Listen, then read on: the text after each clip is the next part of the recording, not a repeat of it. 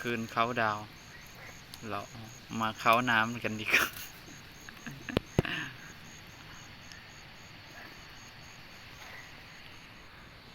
ว่าเห็นเดือนวะ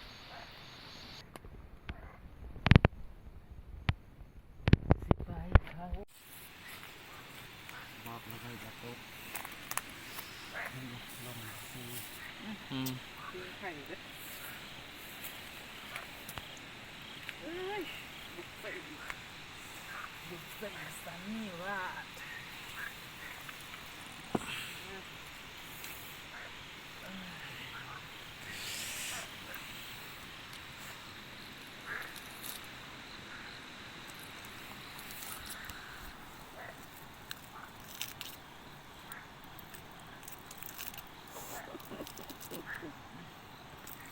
เมนไม่เฉาะจะหนาวมั้งสิทายสลิป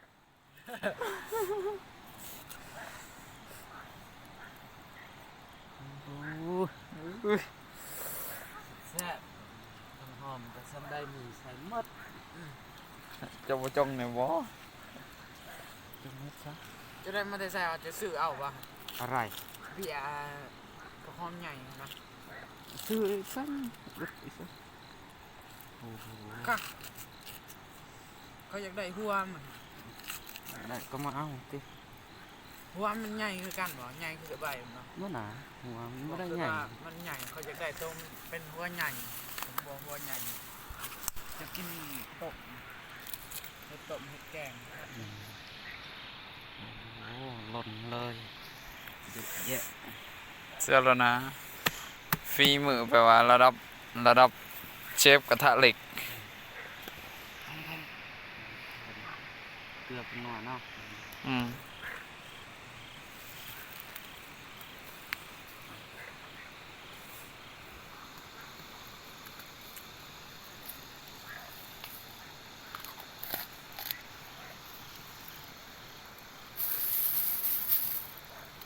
ใส่ห้อยวันนี้ บอ ห้อยให้ตังเหรอ บัดมันสุกแหละมันจะข้าวอ่อยแล้วก็ ให้มันสุกไว้เนาะ โอ้ เจ้ามันสุกผมโอ้เจ้าดูอ๋อ สุกไว้ก็บ่ขาดเลยนะ เคาะเลยเด้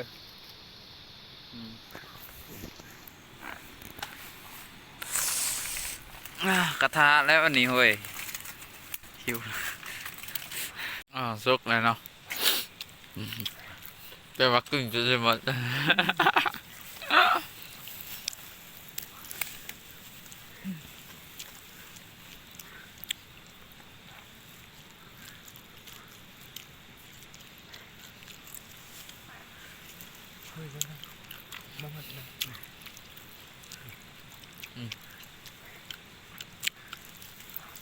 สวยนะ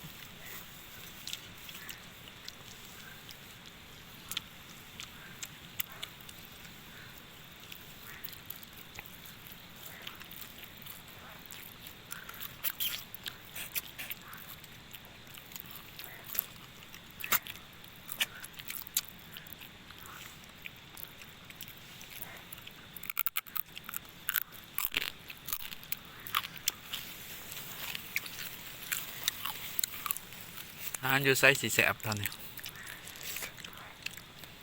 นอกจากไปนอนหวย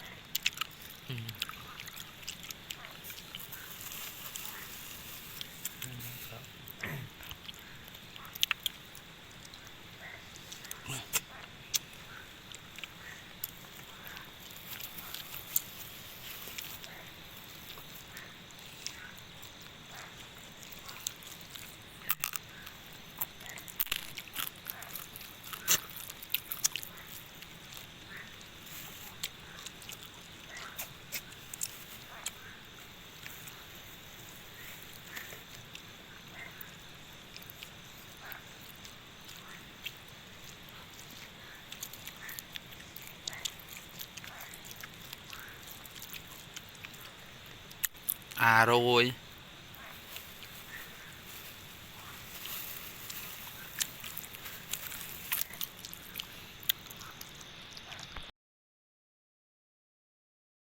แจงจังป้า อ้าวผลงาน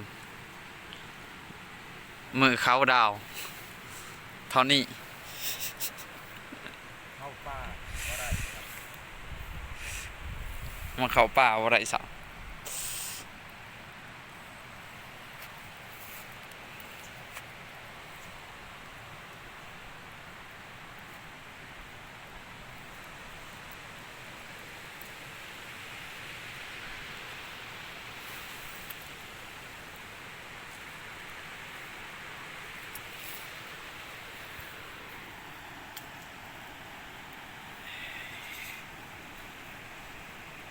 จน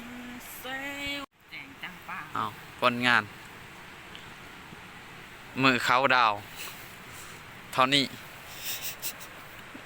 เข้าป่าก็ได้ครับ มาเขาป่าอะไรสัก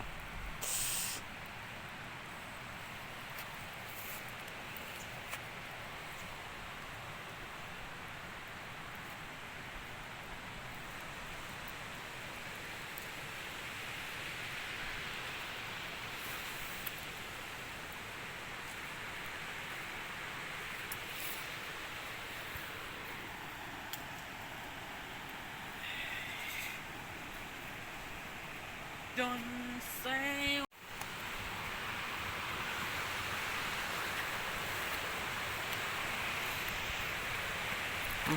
ทีมงานยาง